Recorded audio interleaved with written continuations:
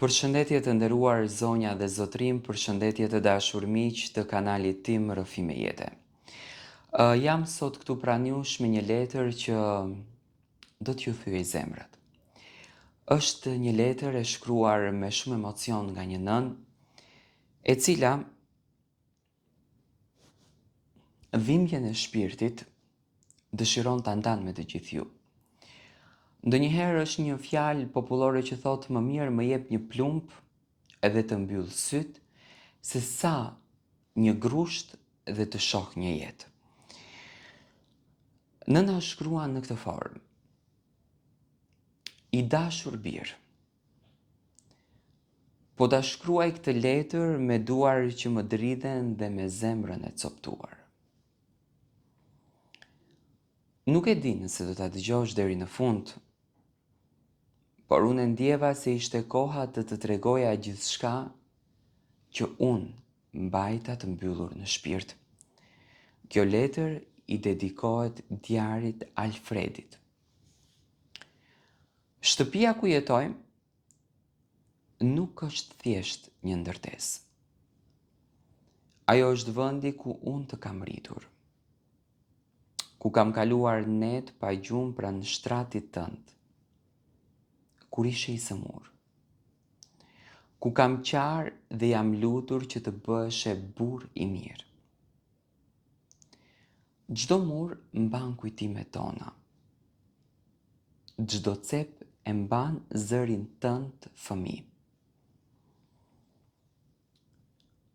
Kur u martove, u gëzova me gjithë zemër. Thosha me vete se familja jon do të bëhej më e madhe, se do të fitoja një vajzë dhe jo vetëm një nuse. E prita me bukë edhe me zemrën e hapur.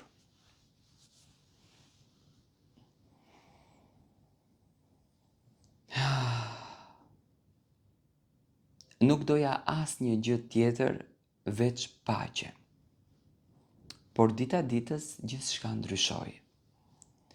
Fjalët e saj u bën të ftohta. Shikimet e saj më bënin që të ndihesha si e huaj në shtëpinë time. Fillimisht heshta, thash se koha do t'i rregullonte gjërat. Por koha në thelb vetëm sa i bëri gjërat edhe më të rënda.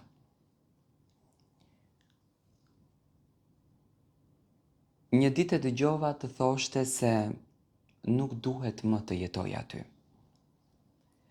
Se ajo dëshironte të sillte prindërit e saj në shtëpi dhe unë duhej që të largohesha. Në atë çast, me thënë drejtën, mu duk sikur më ra qielli mbi kokë. Si mund ta dëgjoj një nën një fjalë të tillë? Si mund të largohet nga shtëpia ku ka derdhur djersë e lot për të gjithë jetën? Më dhëmb. Edhe më shumë sepse të shoh ty. Ty yll kokën, nuk flet, nuk bërtet, nuk kundërshton. E kuptoj se je në mes, por heshtja jote më dhëm më shumë se çdo fjalë. Nuk të kërkoj që ti të ndahesh nga gruaja jote në asnjë mënyrë. Nuk të kërkoj të zgjedhësh mes nesh. Të kërkoj vetëm të mos harosh se para se të ishe burr, ishe djali. Kur nuk kishe bukë, unë nuk haja. Kur nuk kishe rroba, unë vishja të njëjtat për vite me radhë. Punova sa munda që ti të mos të ndjeshe kur i varfër. Sot jam plakur, nuk kam forcën më të dikurshme. Më duhej vetëm një cep i vogël ku ta mbyllja jetën me dinjitet. Nuk dua pasuri, nuk dua luks.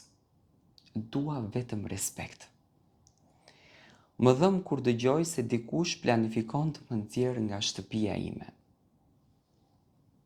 Më dhëm kur mendoj se në vendin ku kam rritur fëmijët e mi, nesër mund të mos kem më të drejtën të pi as edhe një gotë ujë.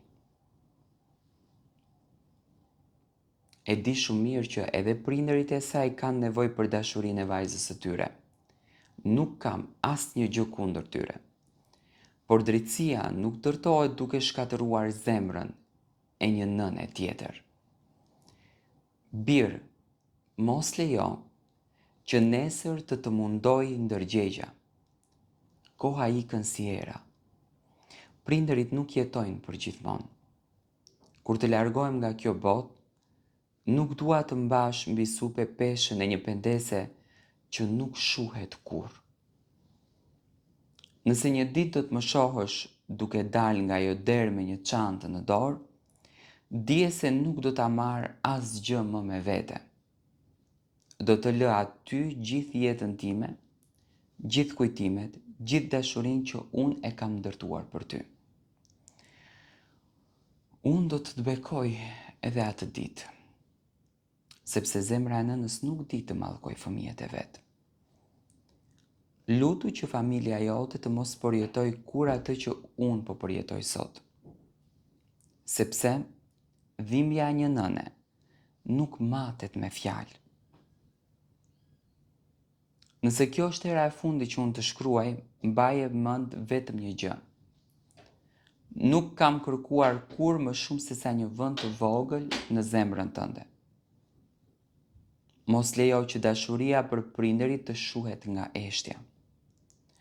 Respekto gruan tënde, por mos e harro nënën që ty të solli në jetë. Me lot në sy po e mbyll këtë letër. Ndoshta nesër nuk do t'jem më në atë shtëpi, por do t'jem gjithmonë në lutjet e mia për ty. Të dua më shumë se dhimbjen që e mbaj në zemër. Për gjithmonë nëna jote. Në fakt, kjo është letra që unë po e ndaj për ju. Dua me patjetër që t'jap mendimin tim në fund. Nuk jam kundër, sepse prindër janë dhe ato. Me thënë dhe familja e vajzës dhe familja e djalit kanë të njëjtin stat. Thënë janë prindër, por nusja mund të shkon të kujdeset për familjen e saj tek shtëpia e prindërve. Ti respekton tek shtëpia e prindërve, ti nderon tek shtëpia e prindërve, por jo të shkatron vatanin shtëpinë e vet, të nxjerrën vjerën në rrugë për t'i bërë respekt prindërve të saj. Tani nëse prindërit janë dakord me këtë gjë, atëherë ato nuk po tregojnë respekt. Ato po tregojnë një antivlerë të cilën unë nuk dua ta dëgjoj që një familje shqiptare duhet ta ketë. Çdo njeri ka fatin e tij, çdo njeri ka shtëpinë e vet. Ambientohu në fatin tënd.